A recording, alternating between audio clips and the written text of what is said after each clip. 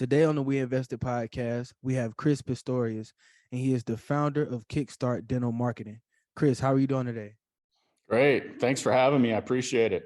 Yes, sir. Thank you so much for joining. And, before we get started, would you mind letting the people know how they can find you on social media and the internet? Yeah, the best way is just go to my website at kickstartdental.com, and you can find all my stuff there. Awesome, man. Awesome. So, let's just kind of start from the top, man, and talk a little bit about, where you're from and where you grew up. Yeah, so I grew up in a little bitty farm town in southern Illinois called Farina, Illinois, and I think we had 500 people or so. No stoplights. The only paved road was the main highway through town. So pretty humble, small beginnings, and played baseball in high school and college. And then after college, I went to work for a telecommunications company and got moved out to Colorado Springs, Colorado, and I've been in Colorado ever since. I've been out here in the Denver area now for about 20 some years, but married my wife, Michelle. I got 2 kids. One's in college. The other one's 13, and 3 golden retrievers, and then a mutt. So a little bit of everything going on. No, that's awesome, man. And, how would you say growing up in Illinois, impacted your outlook on life and success? Yeah, no, I wouldn't have had it any other way, actually, because growing up there in a kind of a rural farm town, you learn a lot of, grassroots type work and how to work hard for a living and, work hard to get what you want. And, that combined with, athletics and just, competing, I think that really kind of grounded me and helped me focus on things later in life.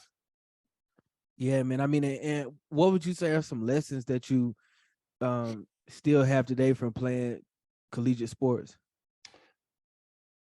Yeah, a lot. Like teamwork was a big one because when I was in high school, I was pretty good because I was from a little small area and I was a pitcher and I was really good. And then I got to college and I quickly realized that it's not all about me because everybody on my college team was as good as me, if not better. So I got humbled really quickly in that environment. But it taught me how to, work in a team environment, how to communicate, how to compete, how to win, how to lose. Because those are definitely 2 things you need to learn in business.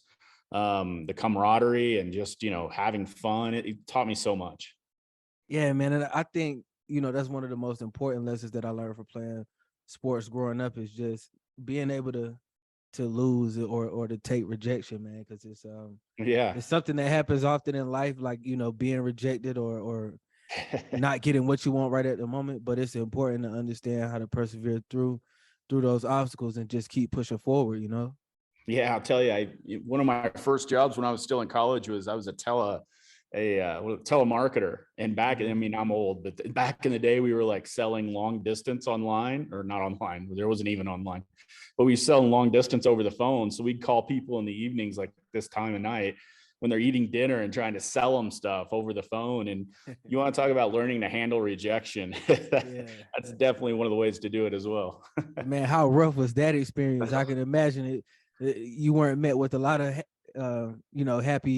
happy people at that moment. Yeah, but man, I'll tell you what, that's it's called the humble beginnings because it's humble because, I thought about, instead of working my ass off on a farm or, doing construction or whatever for 10 or 12 hours a day, I couldn't believe that I could actually probably make more money, sitting in a nice air conditioned office, just talking to people on the phone.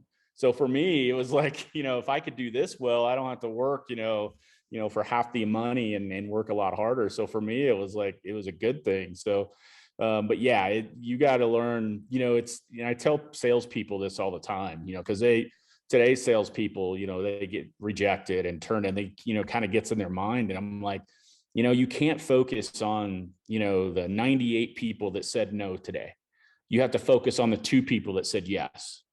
Right. And if you can focus on those 2 people, then you learn to let the 98 others roll off your back. And I learned that in the telemarketing because if it's kind of like being a quarterback in football, man, if you can't forget that last interception, you're not gonna be very good. So it's kind of the same principle. Yeah, man, you got to have that short memory. Yeah. And it is important to kind of lock in and focus on those wins.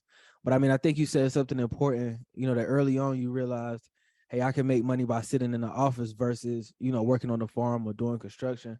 Yeah. So, when you decided to take that route or take that path, was it, an unusual decision at that time? Like, meaning, was most of your family used to kind of working on farms or working in construction? Did they Yeah. understand your choices? No, hell no. They not so much my family, but my friends was the big thing, because they couldn't comprehend, like, what do you mean you can make more money, doing this? Because when you're in those small towns, and nothing wrong with that at all, but very few people, a smaller percentage actually ever make it out of that town. They just work there locally, and they have farm ground and whatnot, and that's definitely what makes the world go around. But I knew early on it wasn't for me. Right. So I wouldn't say it was unpopular, but it was kind of like you're crazy. What are you thinking? You'll be back here in a couple months type thing. So Yeah. And so, once you made that transition from Illinois to Denver and in that bigger city lifestyle, how was that move for you? Was it a culture shock? Is it something that you kind of caught on to quickly? What was that transition like for you? yeah, so I kind of stair stepped that. So like when I was in high school, like I said, it was a town of 500 people, but then I went to a college. I think there was 15,000 people in that town. And then my first stop before Colorado actually was Cedar Rapids, Iowa, which is, I don't know, 100 and some thousand probably. So I kind of stair stepped up a little bit. So it wasn't a total shock, but yeah, I mean, I went from, 100,000 to a million probably. And so that was just a way of doing things, and, traffic, and, just Yeah. things like that, kind of hustle and bustle, definitely took some getting used to. Exactly, man. And it's crazy that you mentioned Cedar Rapids and the Iowa area, Des Moines. That area is on the rise right now, man. Especially Des Moines, and people are moving there, and it's a Yeah. popular area, man. I was thinking about possibly buying some real estate out there and getting some Mm. rental income going, but I've been doing some studying on Iowa for sure. Yeah, nice. Yeah, it's just the weather thing, man. It gets Yeah. hot in the summer and cold in the winter, right? Exactly. So, Yeah. let's just kind of transition and talk a little bit more about, your current company that you've been growing and building. Um, so I want to ask, what is KickStart Dental Marketing? Yeah, so it's a marketing agency built specifically for dental practices. So basically, it's our job when somebody hires us to make sure that when somebody's looking for a dentist in their local market, that they're found and chosen. It's two different things. Being found is one thing, but writing a compelling enough story digitally to make somebody want to actually take action and call you and become a customer, it's a whole different thing. So that's what we really try to focus on. Most of our marketing strategies are wrapped around digital marketing, but we're not limited to that. We can do all kinds of different stuff. So I've owned the company. I started the agency about 13 years ago now, and haven't really looked back since. So how did you get started in this industry? It's such a niche market to focus on, specifically on Yeah. dental marketing, which I think is a genius idea. I know that's Mm. one of the first things that they tell you to do is kind of find your niche, find your Yeah. lane, and then just attack and execute. So how did you get started in this industry? Yeah, great question. I get asked that one a lot. Like, why the hell do you want to work with dentists? But it's funny because when I first started, I quit a job with, this is going to really tell you how old I am. I worked for AOL, or America Online, back in the day, right? So I Yeah. was doing national ad sales for them. And I learned a lot about digital marketing then, but that was back in the day, man, where, it was so bare bones. I mean, we were just selling banner ads basically, and nobody knew what to do with them. But I learned also a lot about things that, you shouldn't do. But more compelling, I saw this huge need in the marketplace of the small and medium-sized business owner, that before they could just do a simple direct mail strategy, buy some yellow page ads, and they were good to go. And it worked pretty well for them. But once online hit, man, there's 500 places a small business could go and buy advertising right now. And so it created this huge question mark with business owners on, what am I supposed to do now, right? Where should I spend my money? And so that's when I decided to leave AOL, create this agency and help clients. But I took on anybody that would hire me: dentists, lawyers, auto repair guys, because I quit a pretty good job, and I needed money. So we took on everybody in the beginning. But what we found was that we'd figure out how to market for an attorney, and then we'd get an auto body guy, and we'd have to figure that out all over again. And honestly, by the time we did that, sometimes it was too late, and we didn't get great results for our clients because we had to learn their whole language, basically, right? Marketing language. So we're like, we need to niche down. And I heard this guy speak at a conference. His name was Josh Nelson. He owns a mastermind group called the 7-Figure Agency. And he has his own agency as well for plumbers and HVAC people. And he's the one that really talked a lot about, you need to niche down. You need to be an expert in something. Mm-hmm. It took me a little convincing. It took me about a year of listening to his stuff and like, man, why would I want to limit my opportunities, right? But I did it. I kept the clients that I had, but anything new that came in was all focused in dental.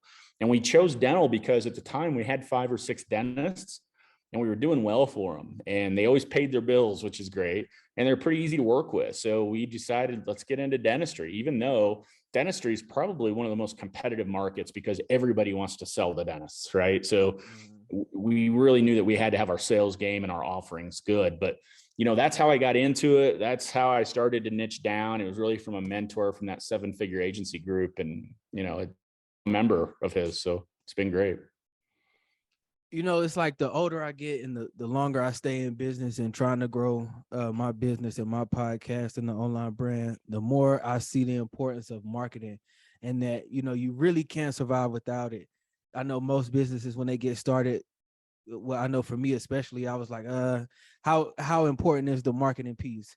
But now, I understand. I believe it's a quote. It's like, he who controls the images controls minds. So, it just reiterates the power and the importance of just having a good marketing behind whatever it is that you're doing.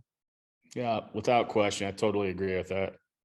So, I mean, has the internet, the boom of the internet and social media, has that made it any tougher for your business or presented any new obstacles, or do you guys use that to your benefit? Like, how has that impacted your business?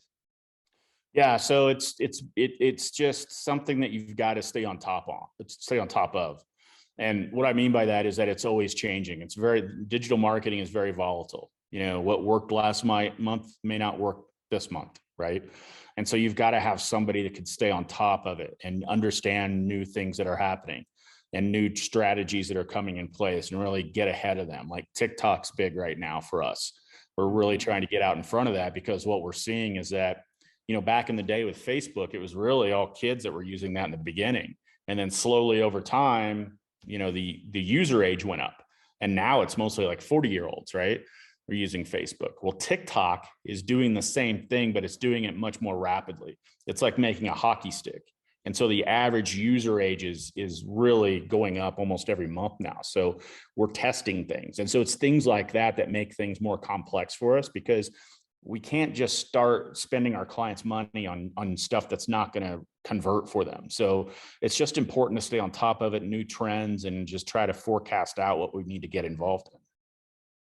What are some of the best ways to grow a local business online? It depends a little bit about the business. And the reason I say that, and one thing that you need to focus on as a local business, whether you're a dentist or a plumber or whatever, is that you have to understand who your ideal customer is. Once you understand them demographically, that will help. So you have to know age, race, religion, if you can, income, things like that. And you have to put that on paper and say, this is exactly the type of person demographically I want to walk into my store, right? And then what your job is to make sure you then figure out where those people congregate, whether it's online or typically online. And then once you figure out where they congregate, then you get your message in front of them in those spots that they congregate. So very early on, we work with our clients about who's your ideal customer. Who do you want to walk through the door? Is it the 25 to 35-year-old female of 2.5 kids and a golden retriever? Or is it something else? We agree to it, we put it on paper, and then it's our job to go out and get our client's message in front of them. But secondly to that, there's always going to be competition almost no matter what you do these days. So you also have to put your USP in position, your unique selling proposition. What makes you better? Why should somebody go with your company versus the 10 other that are in town, right? And you put that on paper as well. And you make sure everybody in your business knows it, so that everybody's saying the same thing and that your marketing's saying the same thing as well. And once you have those two things in place, that's when you can start coming up with the marketing strategy itself and figuring out what's going to work best for you based off what their USP is and what their target demographics are. So if you go to work with a potential client and they're not quite sure yet who their target audience is or who their demographic is, or, you know, what would you suggest to them? Would you tell them, well, come back later once you have more of an idea, or do you try to help them kind of hone in on who to focus on? Yeah, we help them. That's a big part of what we do. So our first meeting is kind of the kickoff meeting with new clients, and we get into that pretty heavily. And most, quite frankly, Wesley, most people don't know what that is. They don't, it's scary. They don't know their numbers of their business. And what I mean by that, not only do they not know who their ideal customers are, but sometimes they don't even know like what their gross profit margin is. They don't know net profit. And, you know, some people might think, well, what does that have to do with marketing? And man, it's got everything to do with marketing, because if you don't understand how much each customer's worth to you, like a net profit, then how can you ever know how much to budget for marketing or anything else?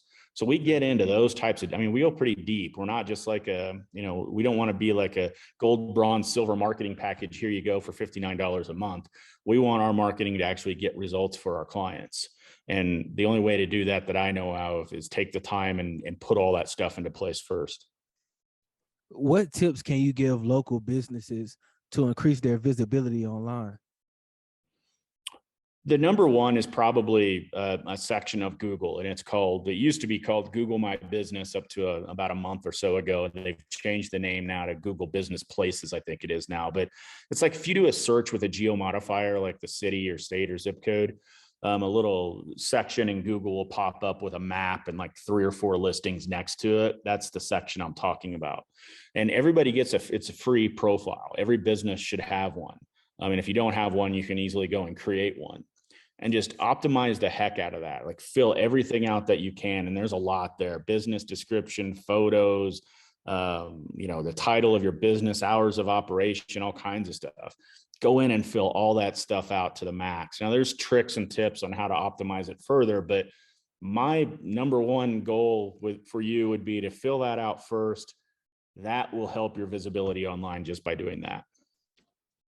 So, I mean, you mentioned something pretty interesting earlier, where you were talking about just TikTok, how your company is utilizing TikTok and gaining a lot of traction. I mean, so what would you say to someone who is just starting out on TikTok and wanting to use that to, you know, grow and expand their brand? Just as far as like getting started, you know, people may not be used to creating online content in that format. So what would you tell that person? That's the biggest thing, is just understand what the platform is. You've got to be willing to create content or it's not going to work in the form of video. I mean, it doesn't have to be anything professional, right? You can just, you know, typically use your phone. These are pretty badass phones, honestly. And that's what TikTok prefers, but you need to have a content plan, right? It's like sit down and schedule like a month's worth of content, you know, block off an hour a day or whatever it's going to take, and just come up with topics and things that you want to talk about and study it, see what other businesses are doing on TikTok.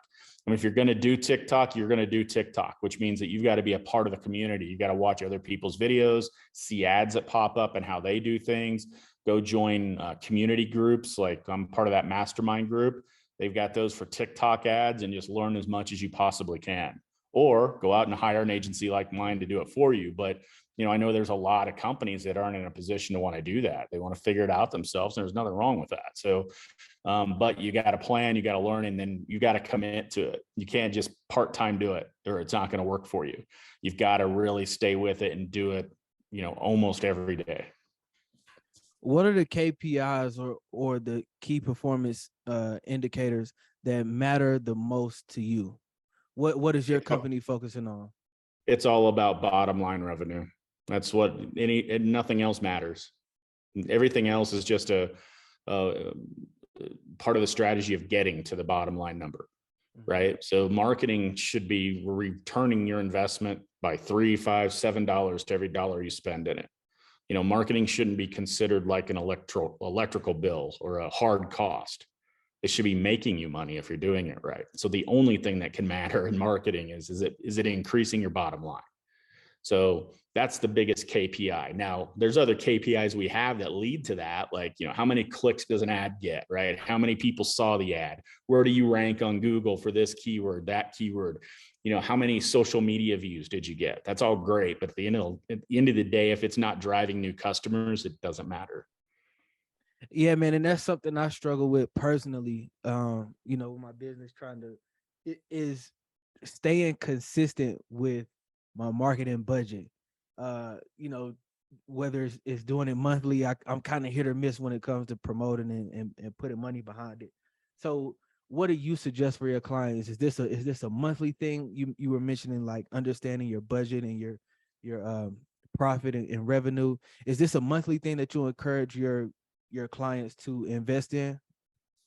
Yeah, no question. Take 7% of your gross earnings and just put it away in a marketing budget every month. Transfer it to a bank account that's called marketing. It just goes straight in there. You don't ever see it. You don't touch it until it's time to spend it in marketing. You can go higher than that. Most financial consultants or business consultants will say anywhere between 5 and 10%. So I kind of go with 7. It depends on like our client, like how aggressive they want to be, or, it's some like newer practices need to market a little bit more. But yeah, just do it, commit to it. And it's just like I said, man, once you get it going, it'll take a little while, but once it gets going, it's not costing you anything. It's making you money. So that's the biggest thing to think about. So, you mentioned that bottom line is one of the most important factors to look at and to study and to understand. But, and this may be a circular question, but how do you know, or how does the client know when the marketing is working? How can they tell that, oh, this is coming from KickStart Dental Marketing? How can they tell when it's successful? Yeah, great question. I worked really hard on this. So we actually have a team of people that will look at every lead that our campaigns generate. So if we use call tracking, we listen to, oh, sorry about that. Hold on a second.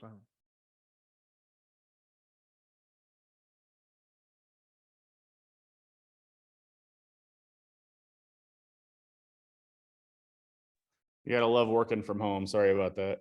Nah, no problem. Yeah. So basically, we have a team of people that do nothing but analyze every lead that comes in for our client, right? So we listen to every phone call. We look at every form that's filled out. If it's a text to chat lead, we look at that and we can determine, number one, is it a good lead? And then we take in all the details. We make notes on the call, and we collect those every month, so that when we meet with our client, we can go over those results and say, look, you got this from TikTok ads, you got this from Google organic, you got this from Google paid ads. And obviously we can tell the source of everything as well. So we really try to make it as much of a no-brainer for them as possible, because selfishly, we've got to prove our value to them, or they're not going to continue with us. So we do it for that, but we also do it so that they can track on their end, what kind of revenue is it generating and what can they expect. How important is the education piece to your business? Maybe, as far as, like you said, you sit down with clients and have kind of a consultation with them and find these maybe different demographics, different targets. But what is there much educating or convincing that has to be done, or does every business owner pretty much come to you with the understanding of, hey, marketing is important, this is a service that we need, this is something that we need in our business to thrive and be successful? Yeah, so it's actually one of our conditions is that, we don't work with everybody. And I don't mean that to sound selfish or arrogant. It's just, we don't feel as though our ideal client is somebody we have to talk into why they need to market. They really need to be ready for that before they come to us. And if they're not, then we kind of refer them out and say, look, you're not quite ready for us yet, right? So one of our criteria is that, you're probably already doing marketing now. You just need some help trying to figure out where you're supposed to do it and some professional strategy around it. So yes, absolutely. How has, podcasting helped to build your business as well as your personal brand? It's done a lot. And, it's one of those things that helps me build credibility. and authority. Because, you know, I take these podcasts and I take my own podcasts and I promote those everywhere. And people hear me giving away great information, or at least what I hope is great, free advice, free tips on what they can do. And that builds some confidence in potential clients that, you know, they can kind of hear me before they even speak to me. And they can go to my website and see all these episodes that I've done with people in the dental industry, right? Or people like yourself. And it helps build brand and authority. And it's, you know, it's one of those things you can't always measure exactly like I want to. You know, I can't say that I got this exact many clients from just doing podcasting, but I can tell you that once I started doing podcasting, that our new business leads definitely increased. For sure. I mean, and you know, one thing that I love about podcasting is, you know, just a chance to network and develop and create new relationships, you know, meet new people, and also hear interesting stories and learn different perspectives about business. You know, which kind of leads me to my next question. You know, you mentioned that early on you attended a kind of mastermind event, and you had a mentor who kind of helped open your eyes and let you know which direction you should go with your business. So what would you say is the importance of, you know, networking and building relationships, as well as having mentors who've done the things that you're trying to accomplish? Yeah, it's massive, Wesley. It's you know, I'm really an introvert. A lot of people might be surprised by that, but you get me out of kind of like this light, if you will. And I don't really enjoy like going to social events and networking, like business wise. It's not like, it's hard for me to walk up to somebody and introduce myself. I don't really like to do that. But when you get a part of like one of these mastermind groups, like I'm involved in, it's a setting where there's over 100 other agencies like mine in all different industries focused on something. And it's like we have speakers come up and talk about what's going on, what's going, you know, well, it's kind of like a family. Everybody's kind of looking out for each other. And just by getting to know those people over time, we've got a Facebook group too, that people run ideas by each other. And if, you know, something's working great for a client, they talk about it. And it's just been, it's been so immensely beneficial because, you know, other people in my doing what I do, right, talking about the same problems I have every day, you know, it's a huge benefit. And every industry has this. If you're a plumber, there's tons of plumber associations, right? Where you can go and hang out and talk to other plumbers or attorneys or auto body guys, right? They all have their own niche events. And I would definitely recommend getting involved with that because it's, you know, it's just, I can't tell you how much I've benefited from that. Yeah, man. I mean, you mentioned something super interesting, which is you know, Facebook groups where you get the chance to kind of build your own community, and just meet different people throughout that group as well. That's just like another avenue to spread the word, meet people, and build community. So, I mean, how do you feel about that? What is your outlook on that Facebook group and finding different ways to build community? The only problem, like what I was talking about specifically, was the mastermind group that I'm already a part of has its own group, but there's tons of Facebook groups out there. The only problem that I've had with other ones is that you don't know for sure until you really get involved in it. You're not for sure if it's going to be a good group and unfortunately I get involved with some of those groups and it turns out just to be everybody's trying to sell something, right? Yeah. Everybody's just posting about their service or their consulting, and that's not what you're looking for with this. You want other people that are actually in your same boat. So my advice there would be just try them out. You know, you don't have to spend hours a day doing it, but just sit back and watch how people comment in these and look at past comments and see if people are actually giving you helpful advice or they're just trying to sell you something. The ones that are just trying to sell you something, remove yourself and move on. So, you know, we're coming out of a pandemic, and it impacted a lot of businesses and a lot of different companies. I mean, and I can imagine, you know, just kind of being in the dental field in this industry, you know, points could have been missed, or people maybe wanted to stay home and play it safe versus going out and going to the dentist. So, I mean, how did the pandemic impact your business? Yeah, it was big. I mean, in fact, they mandated, I think pretty much every dental practice in the country had to shut down for at least 30 days. And there were some that were out several months. So, of at the time, 70, 60, 70 some clients we had, nobody was in business for at least 30 days. So it's hard to talk to people about marketing their practice or their business when they're not even open and they're not receiving any income. Right. So it was a pretty dramatic impact. And, the strategy we took with that was one of communication. I did more video content in those few months than I think I did ever. And I really turned myself into, like, for instance, one thing that we did was, the PPP loans that came out and the government assistance programs for businesses. I got all up in that. So I learned everything I could about it. And then I would do short videos about it, helping dentists, apply for that money, because I really thought that if we could help them get that money, then we can also talk to them about, this is a great time to market. This isn't a time to let your foot off the accelerator. And so my message was, hey, let's go get this money. I'll help you do it with free advice. And then secondly, this is our chance, right? All your competition is going to let off the gas because they're thinking shut down, shut down, shut down. We have to be at the forefront and see the light at the end of the tunnel, keep our gas on the accelerator as much as we can, and come out of this thing ahead of our competition. So that was the whole messaging, and it worked out pretty well. We lost some clients. We did. We had some clients that put their campaigns on pause, but surprisingly enough, only about 50% of our clients, I say only, but only about 50% of our clients actually paused their campaigns at all. The other half of our clients full board ahead. So I think we were very fortunate. We came out of it strong. But it definitely, COVID had a huge impact on our business and our growth rate for sure.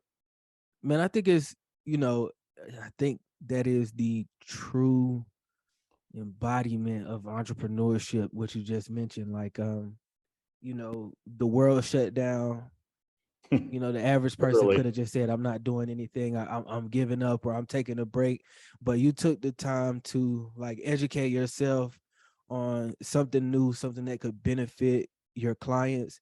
And, you took the initiative to, step out there and be the leader and kind of be that teacher and help them. So, I mean, I just think that's like what true entrepreneurship is, man. And what it's all about is just constantly learning and constantly striving to provide solutions for your clients. Yeah, I agree. I mean, you get pretty creative when your back's against the wall, Yeah. and I think you're right. Entrepreneurs are, a lot of them can thrive in situations like that because, we're creative enough to figure out a way. But I got to tell you, that mentor group I'm a part of helped a lot too, because, a lot of other people were in the same boat as me. And, they started talking about ideas they had. And, I didn't think of all that stuff myself. I had a peer group that, we're all trying to fight through it together. So, but yeah, I think, as entrepreneurs, once you're desperate, you come up with some creative solutions.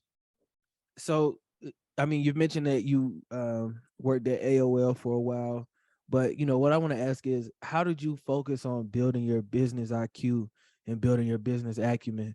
Was it through these master classes or mentorship or books? Like, how did you focus on learning how to run, grow, and expand a company? It wasn't one thing. It was a lot of those different things that you just mentioned. The mentorship was big. Um, I, I wish I could sit down. I don't know if I have ADD or whatever, but it's hard for me to sit down and read a book, and it's hard for me just to sit still long enough. This is kind of how I'm wired, but I definitely recommend it to anybody because I force myself to do it. And reading books has helped me a lot, even though I'm not good at it. But I think it's a mix of all that stuff and just always being curious, right? Like, and that's a double-edged sword, by the way, because I'm always the kind of like, yeah, things are good, but how could I make it better? Right? I'm never satisfied, and that can be a detriment to you as well, because sometimes you've got to understand, and you can't get like the shiny object syndrome, I've heard it called, whereas things are floating along and all of a sudden somebody comes out with a new product or service that you think could probably help you out. And you go down that rabbit hole and you waste a ton of time and money trying to do it. And you're like, wait, what am I doing? I've got a good solid business. I don't even need this. So you've got to be disciplined with that. But again, to your point, I think that's what entrepreneurs, that's kind of their drive is. I don't think many of us, including yourself, I'm sure, are ever really that satisfied because, we're always tinkering, right? So, it's a double-edged sword, but I think it's all those things you mentioned is really, how I stay on top of things. So is entrepreneurship like something that you've always been interested in, or is it a skill and an interest that kind of developed over time? I think it was over time. I mean, like I said, my upbringing, there weren't a lot of entrepreneurs, right? I mean, there was, retail owners like the local grocery store, those kinds of people, but I didn't really even start learning about it until college, probably. And then, I just got tired of working for companies, that all had, I worked for some big companies over not just AOL, but others that, it was all about the stock price, and it was very little about us caring about actual local businesses and the stuff that we sell to them actually working, and that weighed on me a little bit. Right. So, a lot of times we sold advertising products to people that we didn't know if it was going to work or not, but, we had to hit a certain stock price. And so that's a lot of the reason that drove me to start figuring this out on my own and becoming an entrepreneur and, failing at it. And, nothing wrong with failing as long as you fail fast. Right. And so you can learn from it and keep moving. But, I think probably it was over several years is when and I'm still trying to figure the whole thing out. So. Yeah, I mean, it's definitely a constant learning thing. Like, I feel like you can never really master business and entrepreneurship because it's always evolving. But you mentioned that growing up, you were big into sports, man. You played baseball and enjoyed the aspects of the team and camaraderie and the competitiveness of it. So, what would you say is the importance of having a team today at KickStart Dental Marketing, and how did you focus on building your team out? Yeah, well, the team's everything, because I got to be honest, in the first few years trying to figure this thing out, I didn't really build a company. I really just created a job for myself, right? Because I had one other person that was working with me and we did everything. So I do the sales, then we'd build the website, then we do the SEO. We're doing it all ourselves. And I'm like, if I want to go on vacation for a week or so, this whole business pretty much shuts down because I don't have a company. I've just got a job. Right. Yeah. And so I read a book. I think it was called E-Myth Revisited. I strongly recommend it to anybody that hasn't read it. And it talks about that, like how to work on your business instead of in your business. Right. And I took that to heart. I had to read it 2 or 3 times to really get it. But, and they talk about you've got to build like a system, like a machine, and then you hire people to run that machine that you've built. Right. And that's the only true way to get yourself out of the business.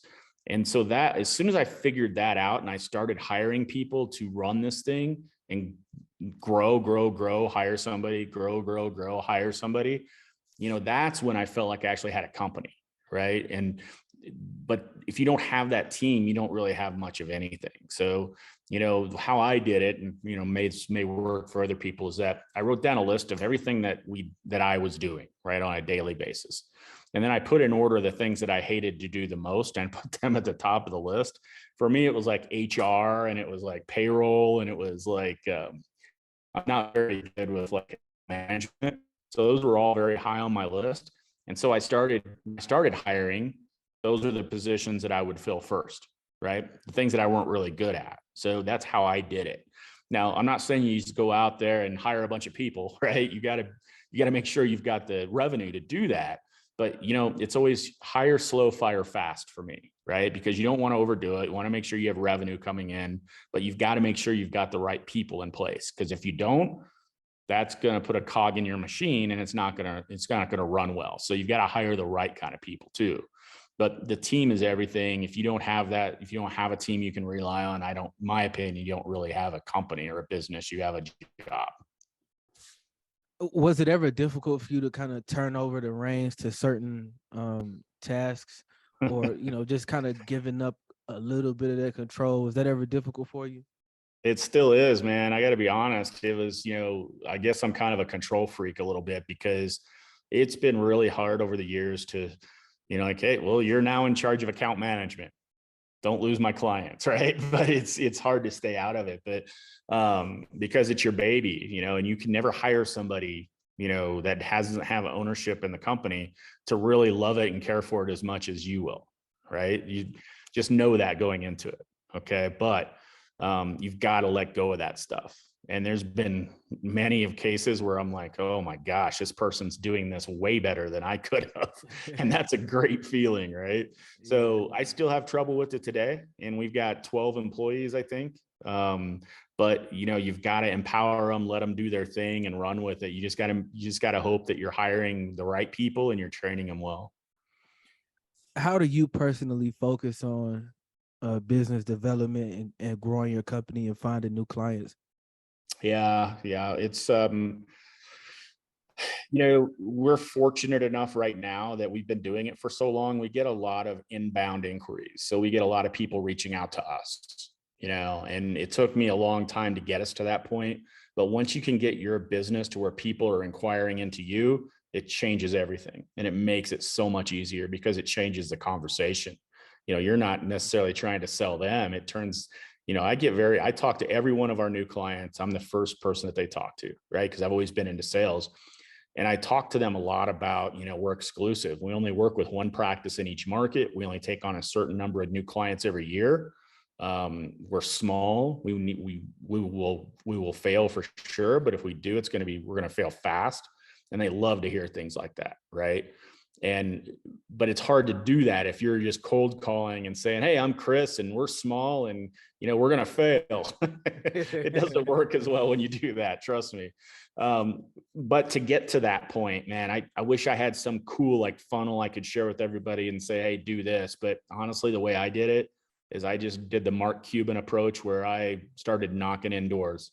I would just walk into dental practices, say, hey, I'm Chris, you need to work with me. Let's get a lot of new patients and here's my information.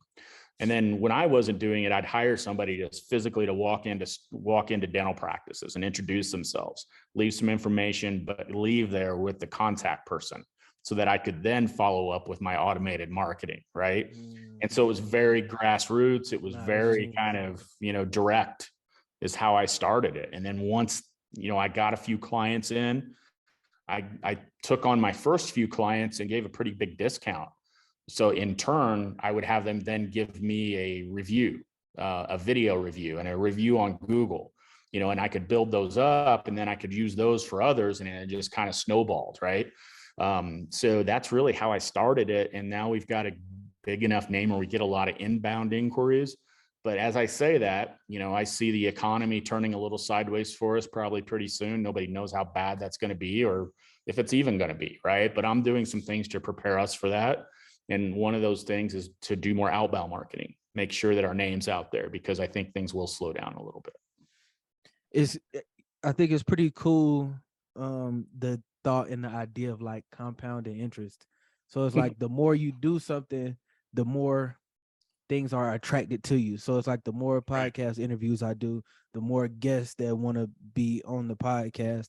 And I'm sure it's the same for your practice. The more successful jobs you perform, the more clients want to come on board.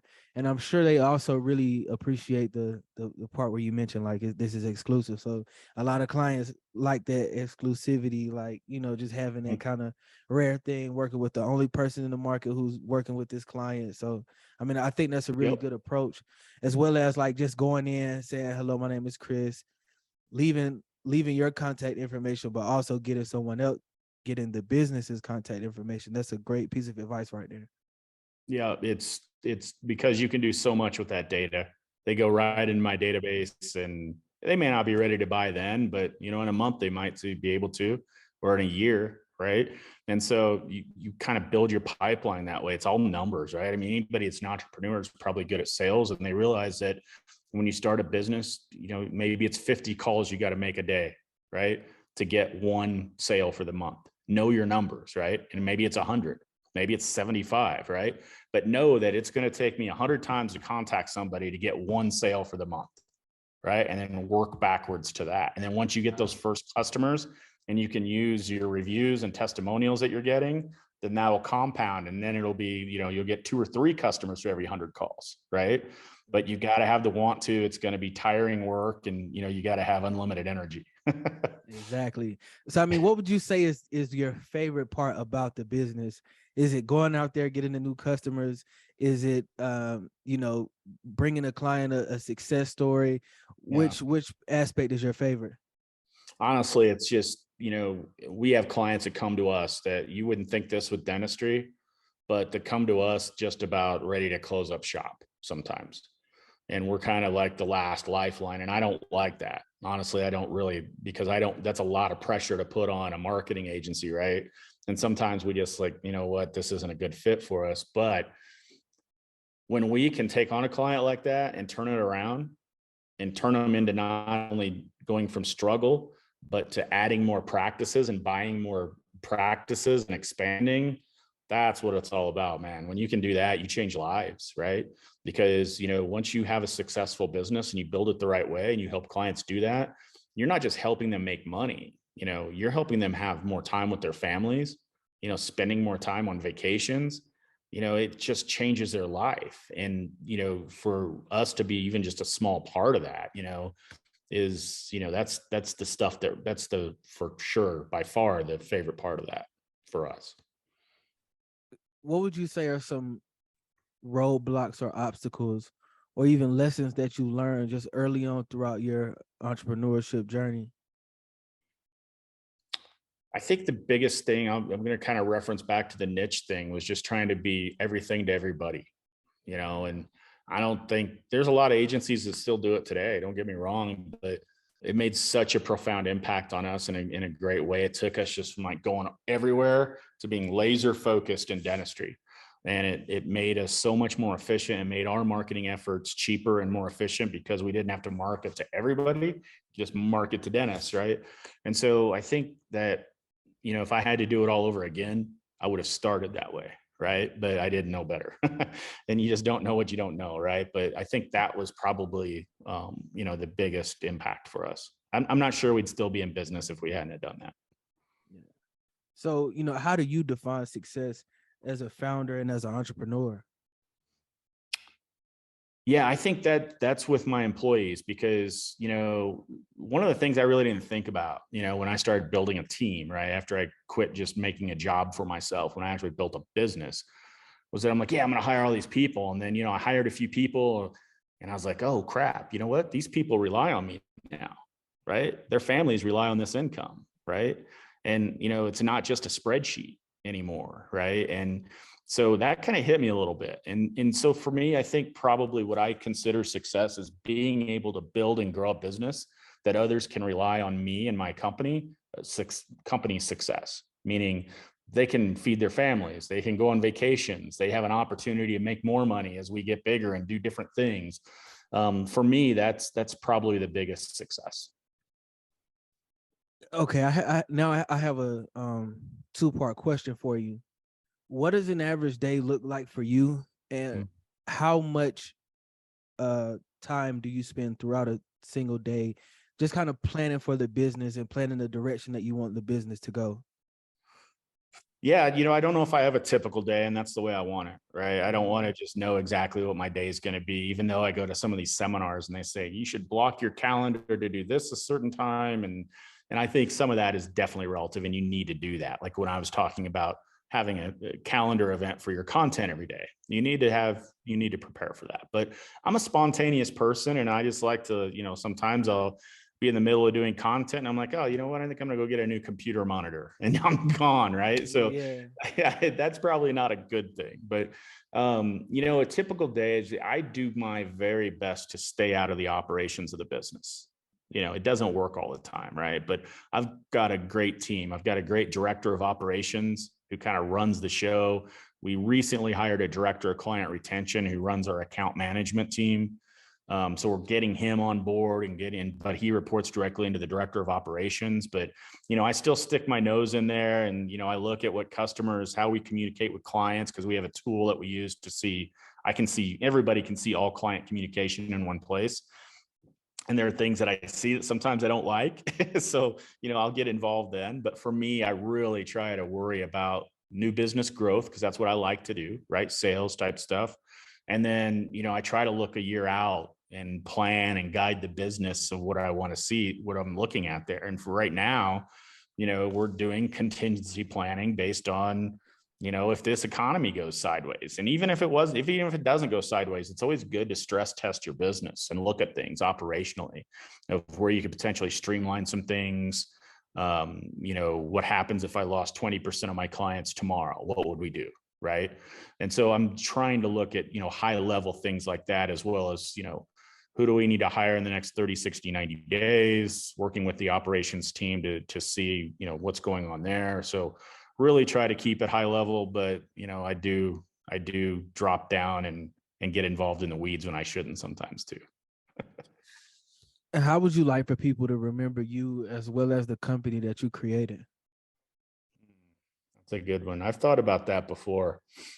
I think, for me, it's, been doing this for 13 years and, we have, at least as far as I know, a really good reputation in the market. And I think it's, I want somebody to think about me or my company as, they do the right thing first and then they worry about the money. Because I am a big believer that if you're doing the right things ethically and you're doing everything you can to help your clients first and foremost, that revenue will come, success with money will come after that. And so I think that's probably how I'd want to be thought of. And, what would you say that the future of KickStart Dental Marketing looks like to you? Man, we've almost doubled in size this year in 2022 coming out of COVID. I'm not sure that we want to double next year. That's probably something we could do, but I'm not sure we want to, if that makes sense. Don't get me wrong. We still want to grow, because if you're not growing and if you're not marketing, then you're dying. It's absolutely the truth. Because I'll tell you a little side story really quickly. I thought it was pretty good. We hit $1 million, right? Which is awesome. $1 million of revenue. And I got cocky and I started talking to my peer group about, when is it enough? Maybe we can just stop selling and this is good and this is as big as we want to get. And some of the people that have been around a little bit longer than me kind of looked at me and shook their head and like, you'll see. And so I did that. I kind of slacked a little bit for a few months and we started losing some clients.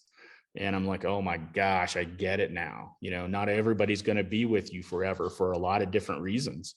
And you've got to always be out there. You've got to always be talking to people. Even though if you've hit your goals, you're ready to go, you've got to be prepared for the next turn in the road. And by doing that, you've got to be marketing. You got to be creating content. And so even though I don't want to be a $50 billion company, that doesn't mean we still don't want to grow. So we're looking at next year as, probably 50% growth is about where we want to be. I see that happening. And then, like I said, we use pods. So every pod that we have is how we're set up. Every pod kind of has 30 to 40 clients in it. So I'm thinking next year we'll probably fill up one new pod. That's awesome, man. Chris, thank you so much for your time today, man. And thank you for sharing some very valuable and actionable information with myself, man, as well as the listeners. And, I can't wait to put this into action. So, thank you. Absolutely, Wesley. I appreciate your time. Awesome, man.